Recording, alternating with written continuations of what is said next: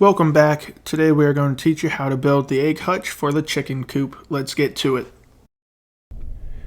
To start off, we are going to take our 2x4s and rip them down to the correct measurements so we can make the frame.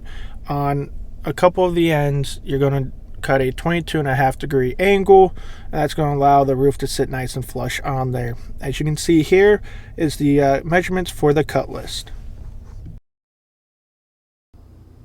Before piecing everything together, we mock up and make sure everything sits flush and square. Once completed, we will add pocket holes and attach everything together.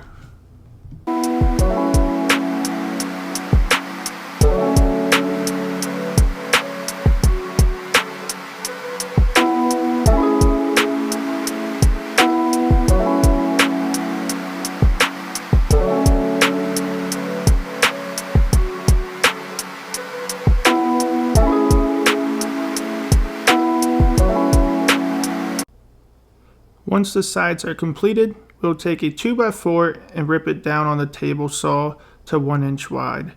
Once that's down, we'll cut it on the miter saw and attach the bottoms together. For the top bracing, you will use a 2x4 and make sure the top back piece is cut to the same 22.5-degree angle as the rest.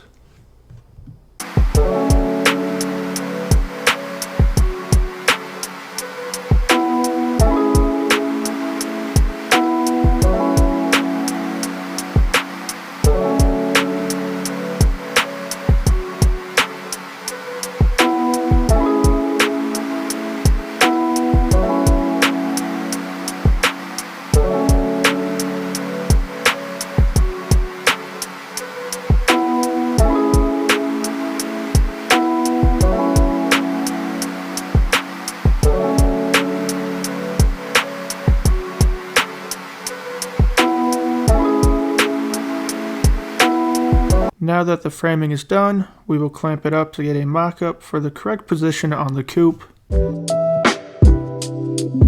To frame the hutch, we will cut down 3/4 inch plywood to the correct widths and lengths. And then to get the proper angle on the sides, we'll use the track saw by tracing the measurements on it and then cutting it down. Once that's completed, we'll use liquid nails and screws to attach it to the frame. Make sure you place the screws where the trim will cover them up so they're not noticeable in the end.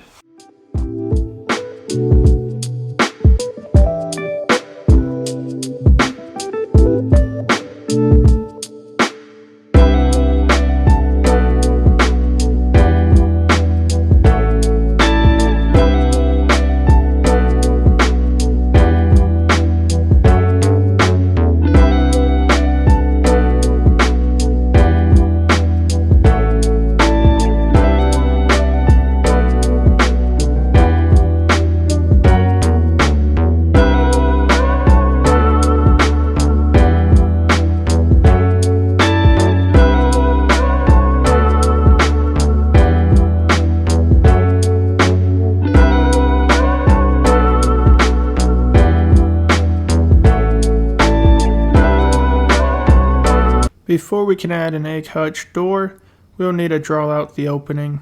After completing that, I'll take a jigsaw and cut along the lines. There's definitely better ways to get a clean opening. I'll just sand everything flush and use this method, but if you have a router that can do the job and help avoid the sanding part, I definitely recommend doing that. I just don't have the proper bits to do so.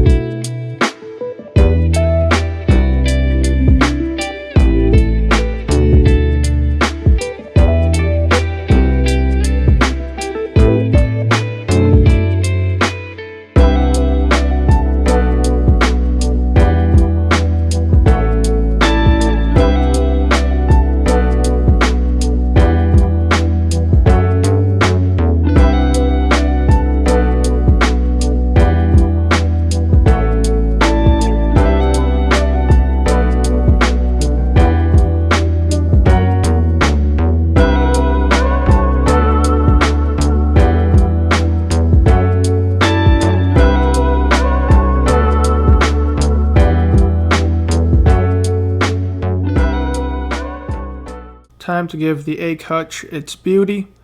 To do so, you'll cut the trim down to widths of 1 inch and 2 inches, and then you'll nail it to the plywood.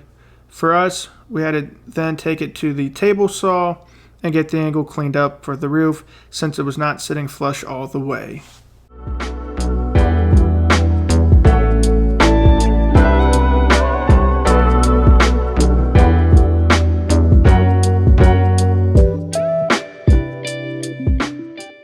Here's how we ended up framing the hutch.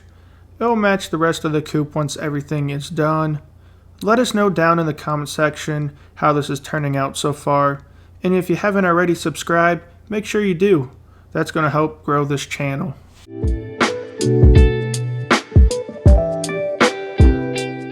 Off camera, we filled in the nail holes and painted it white.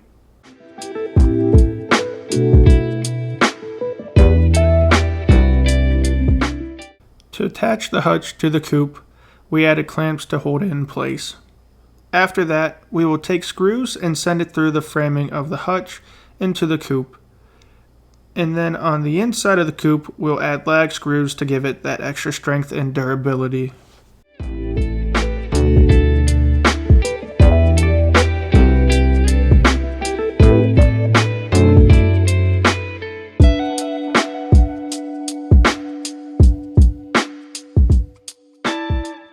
To make the door for the egg hutch, you would frame it and follow the same steps as earlier when making the hutch.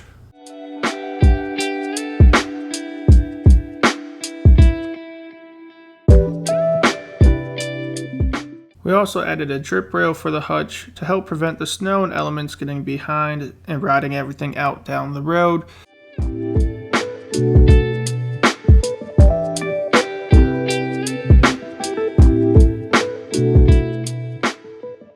Before we can add our flooring, we'll need to add wood supports to make sure it can attach to something.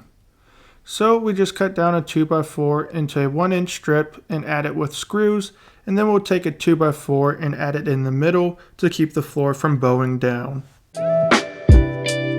Once completed, we measure the inside of the hutch and cut down our HDPE to the correct width and length. The next thing we do is measure the notch for the corners so that it can sit flush on the inside. Once that's completed, we trace the measurements onto the HDPE and cut it out with a jigsaw.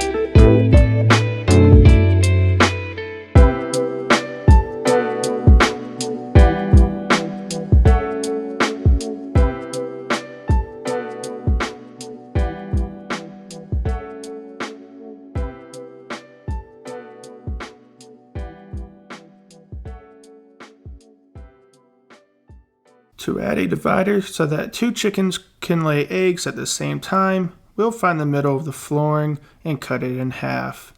This will allow a divider to be able to slide in and out with no issues, so that it's easy to clean out the nesting area.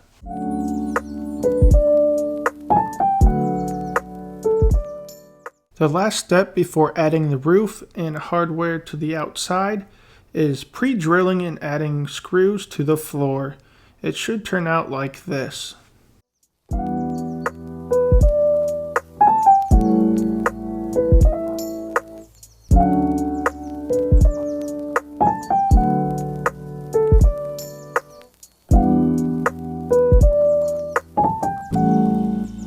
Romeo and Juliet. Let's check out the final B-roll of the egg hutch.